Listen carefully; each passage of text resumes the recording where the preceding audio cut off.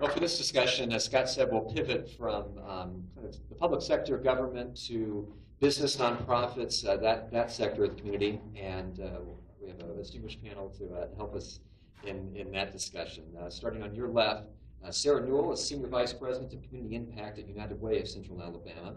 In that role, she allocates funds and evaluates programs for more than 80 United Way partner organizations in North Central Alabama. Prior to her position at United Way, Sarah was a fundraiser for United Cerebral Palsy in Los Angeles and New York City. Moving down the table, David Fleming is President and CEO of Rev Birmingham, which is an economic development organization supporting business development in the city center and key neighborhoods around Birmingham. David was the founding executive director of Main Street Birmingham, one of Rev's predecessors. Birmingham native is also the current chairman of the Birmingham Planning Commission. And also Victor Brown. Victor Brown is vice president of minority and small business development for the Birmingham Business Alliance. There he leads outreach to small, minority, and women-owned businesses, and he's been with the BBA and his predecessor, the Birmingham Regional Chamber of Commerce, since 2007. He previously managed commercial loans for Wells Fargo's Birmingham operation. And I guess to start this discussion, I'll start with you, Victor, because there's kind of a fundamental difference between government and businesses or even nonprofits. In the sense that government is tied geographically to a location. Business isn't necessarily in the same way. Businesses, if things aren't working out, can move, or businesses might be more concerned with what's coming out of Washington or with commodity prices. So when we think about a community, if we think about leadership, building a better community, I guess what's the responsibility of business, given that they're not in the same position as a government entity? I think that's a great question, and thank you again for being on the panel and with these distinguished representatives here tonight. As far as business responsibility and involvement, business does have a role and has a responsibility. I think a lot of the reason that the Birmingham Business Alliance was formed was that the business community has a responsibility and has an opportunity to have a voice. And to have a voice that is not only a voice that understands the complexities of business and the way that very well-run companies in the Birmingham region, we have some of the most well-run companies of all sizes, from micro-enterprise all the way up to multi-billion-dollar companies, some of them located or based or headquartered in Birmingham. We have one major company, Regions Bank, that's headquartered here. Many of the Fortune 500 companies have operations here, but may not be headquartered here. But in terms of responsibility, there is, and when BBA was formed, there was the thought that in four major goal areas, that the voice of business and some of the most difficult challenges in the entire 7-county region could be met by contributing and having a voice that comes alongside those of the citizens and the elected officials. So we, in the business community, those of us that support the community of business, really take seriously the fact that there is a role for business to play. And that role, as Attorney Woodman mentioned earlier, is outlined in our blueprint. And I think you'll hear the discussion tonight from all of us that there's a real need for this to occur. And Birmingham is on the cusp of really being a city that can outshine many other cities in the way that business is involved in the community. You said business speaks with a voice, and that's part of why the BBA was developed, was to give business a voice. Because how do you react to the notion that for many years, business in Birmingham has kind of lived parallel lives, that they haven't, only if an issue is affecting them directly do they speak out. They kind of let things just kind of go along, don't get involved. How do you react to that notion? I think it mirrors and parallels much of the discussion we had earlier, whether it's young people, whether it's people that live in Vestavia.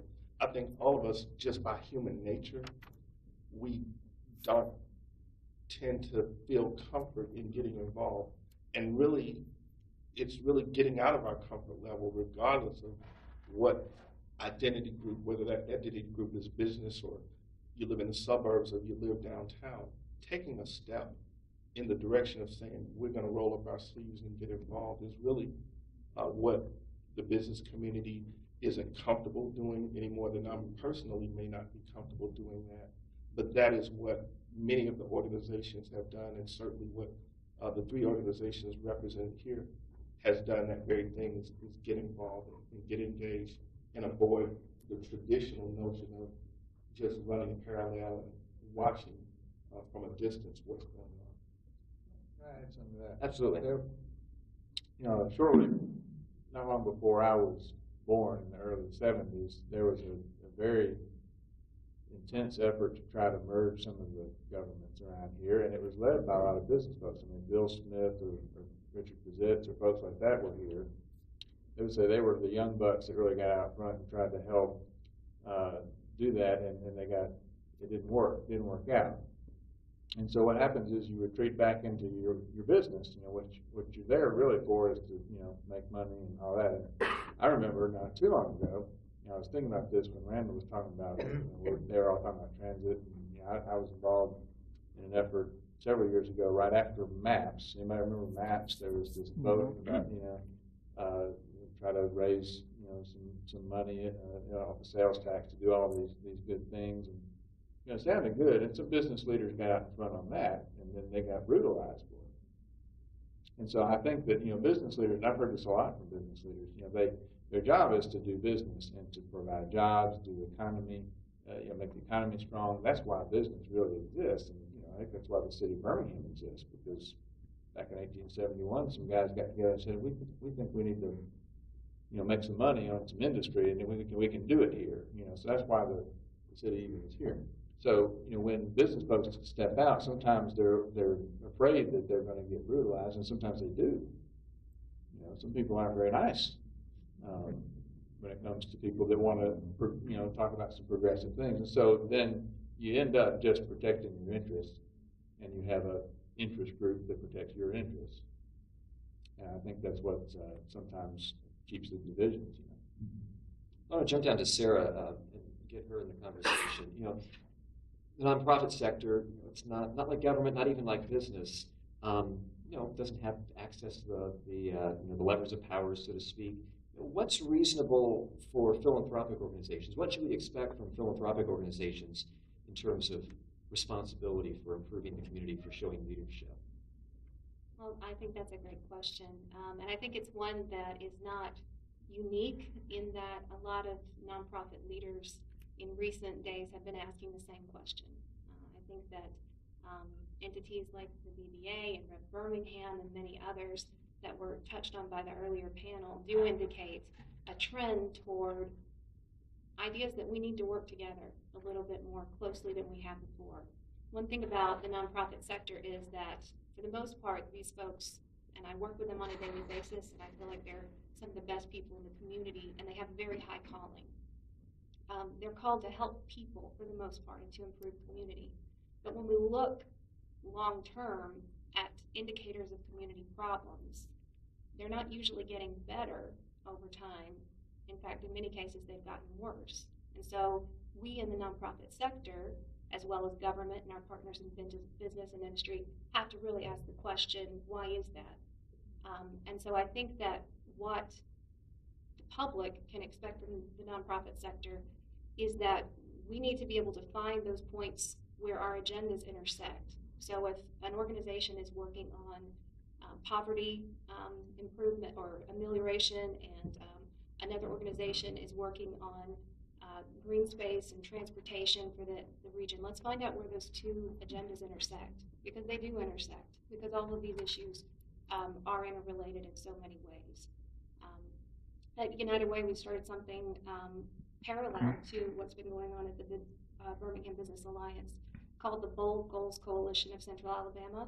And this is a grouping of some well over 100 organizations at this point that are getting together around what we consider to be the 4 building blocks of a good life.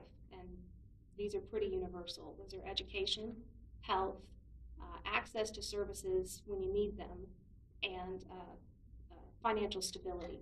And so what we've done is we've set up work groups underneath each of those headings, and we've said, let's come together, let's find out which organizations are working on each of these issues.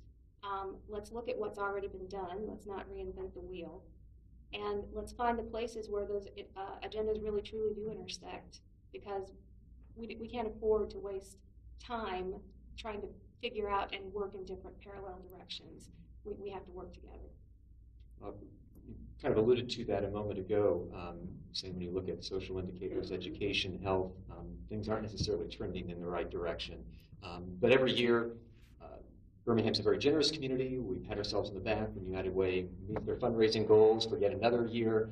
I guess, how do we make sense of this disconnect? The fact that Birmingham is so generous, it's able to raise money for causes, yet we see educational outcomes, health outcomes, other social outcomes don't seem to mirror that. I think it has a lot to do with the way that we've done philanthropy in the past.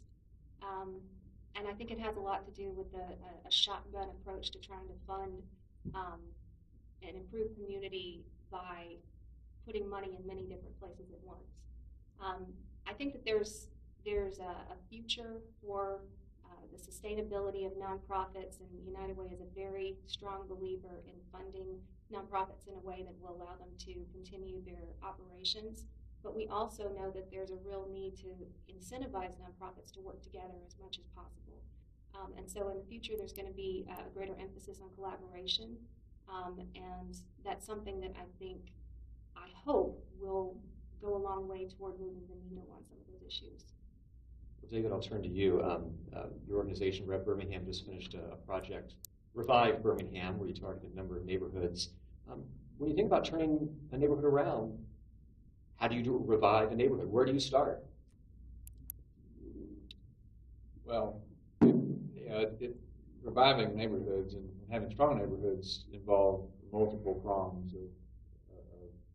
of the issue. I mean, there's no one thing or one silver bullet. And what we certainly try to do with our effort, and what we do is focus more on the commercial district, economic development side of neighborhoods and development. But in a place like Woodlawn or Avondale or others where you see multiple organizations and people trying to pull together basing on good housing, good education, good business and economic development opportunities, health, all those factors together to try to repair and revive neighborhoods. You kind of got to hit all the fronts. And even in just what we do, which is more economic development, we believe in 4 points of attack. You got to do all those at the same time. You got to have a comprehensive approach, involving design and economic restructuring and organization and promotion. So I think that just doing one thing and saying that one thing is going to do it is not the right approach. And so usually not one organization can do all those things. You've got to have multiple organizations or community groups pulling together. And we've always found that where we've had the most success is where we find local leadership in those communities that can partner with us. And I tell you, we found the exact opposite. Where there's not that good local leadership to partner with, we won't succeed. We'll struggle. We'll continue to just spin our wheels because without that, we can't make any traction. So where there's a lack of good local leadership, other things won't fall into place. Well, in terms of revitalization, Birmingham's gotten plenty of press in recent months about development downtown, development around Regents Field, Southside, Avondale. But I've talked to folks in North Birmingham. I've talked with someone in College Hills that says, "I'm not seeing that. That's not in my neighborhood." Where are we left if that revitalization is so uneven? Well, I think that it's unfortunate that some people want to say because my little pocket isn't succeeding, that other pocket shouldn't succeed either. I think that's jealousy, and that's that sort of mentality that we see a lot around here sometimes, which is the pie is too small and shrinking, and therefore we can't share and hope that others can succeed in what they're doing. I think that if you looked at the history of Birmingham and you've looked at the sort of flight from the center city for all the reasons that it's happened, we're just at the beginning of trying to see a potential reverse of that. And we've got a long way to go, but we can all learn from models of where those things have successfully happened. In neighborhoods where you've seen a turnaround, that can be a model for the next neighborhood. But you've got to build out from pockets of strength. And I've always believed that if you've got something strong, then build next to that and attach to it so that you can then build next to that and you can keep moving, as opposed to saying, we just got to go way over here and there's nothing around it to attach to. And string. You're just going to kind of parachute in and nothing's going to happen. So I think we have to look at it more progressively and over a span of time like that. But say it's all going to happen all at one time. We'll get to your comments and questions here in a moment. So Audrey will be around with the microphone, so you can raise your hand or flag her down if you have something to add to the conversation. In the meantime, I want to throw this question out to the panel because there's been this theme that's come up in the first panel, this panel as well, that we need to work together on things we agree on. We need to figure out where we intersect and focus on those things. But the bottom line is there are different views on what we should be working on, and I think about an issue like the Northern Beltline, where a group like the BBA has pushed for it. It's important to them, to the future of the community. Other nonprofit, environmental nonprofits see that as not being the case. And this isn't just simple details. This is fundamental differences. I mean, where do you begin when you've got issues like that there are fundamental differences on how to move the community forward? I'll take a little bit of a cue from something that Tony Patelis did earlier, and this was on a big trip, and I think David probably was on that trip as well, to Austin, Texas. And what we learned in Austin is when you look at communities and you look at organizations like BBA and like Rep Birmingham and like United Way, when the issues come up like a Northern Beltline or an issue that has very diverse and divergent views in terms of environmental versus economic development, transportation, what they found was, as you do exactly what Sandra Little Brown mentioned earlier, as you bring communities together in forums like this, in conversations, what they found in Austin was everybody asked the same thing. I relocated from Atlanta. The first thing I did when I got recruited to South Trust Bank was I began to ask, how are the schools? How are the parks? What are the lakes and water like? I didn't ask how many roads can South Trust build to destroy the environment. That was not what, as a business person, I wanted all the same things. And that's what they found in Austin when the communities finally began to talk to each other versus separate and apart from one another in those parallel universes that we described. They found that everyone wanted the same thing. And as you look at opportunities like the Northern Beltline and it's going to take many, many years, probably beyond my lifetime, to complete that project. But Governor Bentley said it would get completed, so I believe it will. But the benefits over time of that are going to be beneficial not only for job creation and economic development, which is certainly a big boost, but also it's going to improve quality of life in many, many areas of the community. I just wanted to jump in too. I think that it's the same fundamental principle that applies in any kind of interpersonal relationships between people. You can't start with what you disagree on. You have to find the places where you agree first. And I think that, maybe a project like that would not be the wisest place to start when you're talking about building a plan for regional cooperation. I think about a few years ago, United Way, in partnership with the Jefferson County Department of Health, had the opportunity to start working on something called Communities Putting Prevention to Work, which was about $13.2 million that came into this community to work on obesity prevention and tobacco cessation. And what we found was that all these different entities got into a room together, and people who had never worked before on the same issues found that they did have a common interest. We had the Freshwater Land Trust working with a bunch of health organizations, from the American Heart Association to the Public Health Department to United Way and American Law, a variety of others. And we would have never thought in a million years that we had anything in common that would be worth spending our time on in a room thinking about working comprehensively like that. But as it turns out, walkable communities are essential to obesity prevention and eradication. And so we had a common interest, and we decided to maximize it. And I think that's where you have to start. Got a question from the audience? Tell us your name and where you're from. My name's Dakota Kelly. I'm from the south side of Birmingham. I'm interested in all this economic development, why no one's ever interested in putting a grocery store in the downtown area. Yeah. People are very interested in that. People are very interested in that.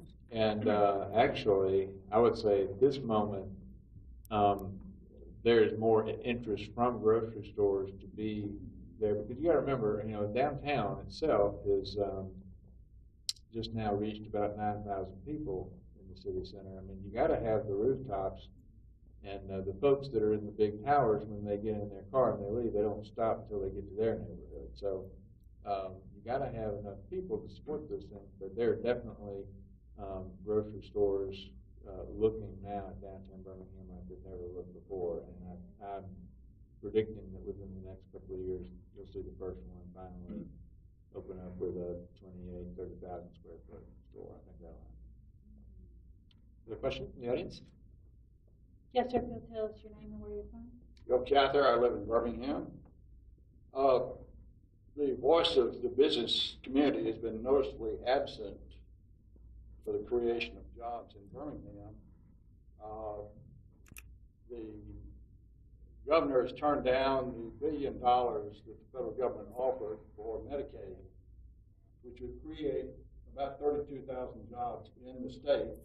And Birmingham, having the largest medical complex in the state, one of the largest in the South, would have probably had 16,000 of those jobs. I have not heard anyone but David Bonner with the retirement system chastising our governor for turning that down and making life a lot better for about 130,000 people that would be the recipient of that, not counting all of the jobs in the medical field that would be created and the construction jobs that would be building the hospitals and the clinics. And the BBA has not said a word about it.